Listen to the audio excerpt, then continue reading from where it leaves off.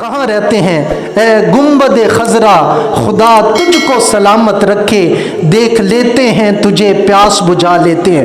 ان کا ٹھکانہ کیا ہے؟ ان کا مرکز کیا ہے؟ گنبد خضرا ہے، جس کو ہر مسلمان دیکھنے کے لیے ترستا ہے۔ ان کا ٹھکانہ وہ ہے کہ انہوں نے اپنی پہچان اپنے نبی کی پہچان میں گم کر لی ہے۔ وہ تو آج بھی سرکار کے ساتھ سوئے ہوئے ہیں، کل اٹھیں گے، یعنی زندگی میں سرکار کے ساتھ رہے، اور اگر اس دنیا سے گئے تو دفن ہے تو سرکار کے ساتھ ہیں، کل قیامت کے دن اٹھیں گے تو سرکار کے ساتھ ہوں گے، جنت میں جائیں گے تو سرکار کے ساتھ ہوں گے۔ اس واسطے کھلے ذہن کے ساتھ یہ بات تسلیم کر لو کہ حضرت عمر، حضرت ابو بکر وہ ہستیاں ہیں کہ جو ہر وقت میرے نبی کے ساتھ ہیں۔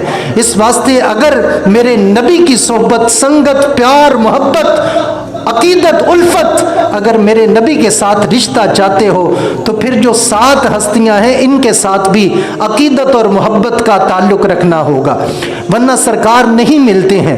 اور یہ حقیقت ہے کہ 70,000 فرشتہ جو صبح، 70,000 فرشتہ جو شام کو آ رہا ہے، وہ کہاں آ رہا ہے؟ اسی روضہ انور کے اوپر آ رہا ہے۔ تو وہ کیا کرنے کے لیے آتے ہیں؟ اللہ کی رحمتیں لے کے آتی ہیں۔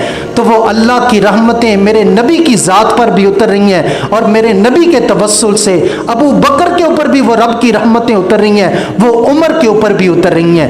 تو یہ ان کی خوبصورت پہچان ہے کہ انہوں نے اپنا آپ رسول اللہ صلی اللہ علیہ وسلم کی ذات میں گم کر لیا ہے۔ اس واسطے ان کی پہچان گنبد خضرا ہے، جس کو ہر صاحب ایمان دیکھنے کے لیے ترستا